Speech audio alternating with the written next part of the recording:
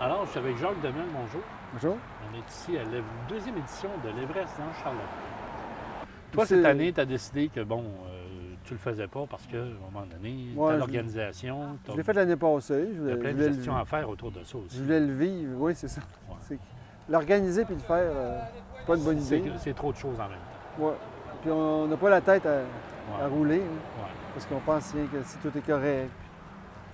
Puis quand l'année passée, je devais le faire parce qu'en même temps, il fallait voir qu'est-ce que ça faisait, si c'est faisable. Puis le premier, des premiers à le faire. On Ouais, est deux ouais. finalement qui l'ont réussi. Aujourd'hui, cette année, il y en a 4 qui l'essaient en solo, OK. en vélo. OK. 2, sans faire l'Everest, visent à marcher, courir 24 heures, OK. alterner. Parce que ça fait partie d'un de mes défis aussi, dans mon anthologie, de faire 24 heures sans arrêt. À la course, à la marche, c'est quand même. À la course, c'est pas rien. Oui, il alterne c'est- course-marche. OK. Course-marche. OK. J'en ai deux. J'en ai deux, Henrique Lavoie et puis Marcel Dupont. Henry, c'est sa deuxième année. Oui, l'année passée, il n'avait pas fait le 24 heures au complet. Cette année, il veut faire 24 heures. Puis Marcel aussi. Marcel, OK. c'est un marcheur qui est devenu aussi coureur. Il alterne les deux. Après ça, on a d'autres, c'est des équipes. Il y a à peu près 5 équipes représentées. OK. Et d'autres, c'est des forfaits. OK. La formule forfait est populaire. C'est elle qui est la plus populaire. Les gens n'ont pas besoin d'équipe. Puis pas non plus à le faire. Ils ne veulent pas le faire au complet. Donc, ils peuvent venir pédaler, marcher quand ils veulent. Ils peuvent s'enregistrer pour faire 2 heures, 3 heures, 1 heure. Fait que ça permet d'ouvrir plus pendant le 24 heures. Ils peuvent choisir leur heure puis venir. Est-ce que tu as une participation autant que l'an passé? Peut-être moins au niveau des équipes. Plus au niveau individuel, j'ai plus de gens. OK. Parce que j'en ai 4, là, comme je t'ai dit. On est pas ça, on était 3 qui essayaient en vélo. Et d'autres qui veulent faire le 24 heures. Ça fait que dans le fond, c'est 6 personnes. Et avec les forfaits aussi. Moins en équipe, mais c'est correct. Il y en a qui l'ont essayé aussi l'année passée. Ils vont revenir l'année prochaine. Chaque année, c'est différent. Puis là, l'événement se fait connaître de plus en plus. Ouais. On en parle de plus en plus. Il ne faut pas oublier que c'est un double défi. Il y a aussi un défi de levée de fonds. Oui. Puis le montant, quand même, quelqu'un en solo, il faut qu'il ramasse ou qu'il commandite en tout ou en partie, au total 500 $. C'est un bon montant. Ça aussi, j'en ai comme ça, une année qui vont venir, ils vont le faire en équipe. Après ça, ils vont dire, hey, l'année prochaine, je veux le faire essayer au complet. Ouais. J'ai un défi. Et quand tu réussis le défi en solo, comme mes autres défis, tu es admis au temple de la renommée de la Fondation. OK. Tu reçois la médaille de la Fondation. L'an passé, tu avais ramassé combien? L'Everest, à peu près aux alentours de 5 000. On OK. devrait se situer là encore cette année, les alentours. Mais c'est pas ça, ma levée de fonds principale. Moi, c'est surtout mes autres défis que je Fait fais. créer l'événement.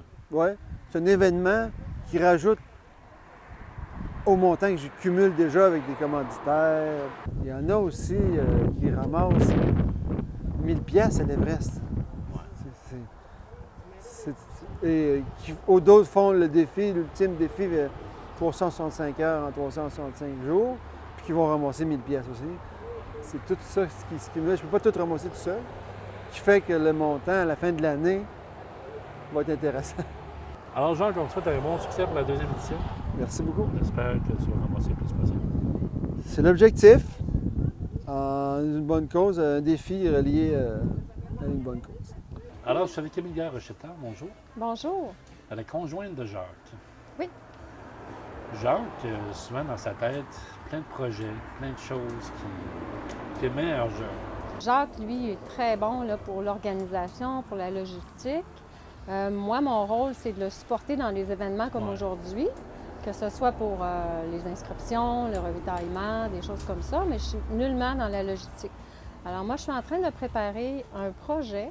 En fait, ça se peut qu'il y ait plusieurs projets. On doit consulter les gens du milieu, mais le projet que je veux concrétiser assez rapidement, c'est un projet de résidence supervisée pour des jeunes avec des limitations, qui ont un manque d'une certaine autonomie. Donc, c'est des jeunes comme notre fille Alexandra, qui, elle, a une dystrophie musculaire de Starnut, qui demande une certaine supervision, qui a quand même une bonne autonomie, elle travaille et tout, mais qui demande une certaine supervision au niveau de l'habitation. Alors, on sait qu'ils sont plusieurs jeunes comme elle à avoir ces besoins-là. Et les prochaines étapes, ça va être de consulter les intervenants du milieu pour nous aider à quantifier le besoin. Parce que moi, je connais mes besoins, je connais les besoins de ma fille et de ses amis, mais c'est certain qu'il y en a d'autres. Nous, ce qu'on peut faire concrètement, ce sont des petits projets, ça peut être des maisons supervisées. Pour des jeunes, ça peut être des 5 personnes, 10 personnes, 12 personnes. Est-ce que les besoins sont énormes ou sont tout petits? Il peut y avoir plusieurs maisons, mais on sait que ce besoin-là existe. Il existe pour de l'habitation de manière permanente, mais il existe aussi pour le répit. Alors, les parents, ils ont des jeunes à la maison, des jeunes adultes qui ont 25, 30 ans, puis ils ont besoin parfois de partir en vacances et on ne peut quand même pas laisser nos jeunes de cet âge-là.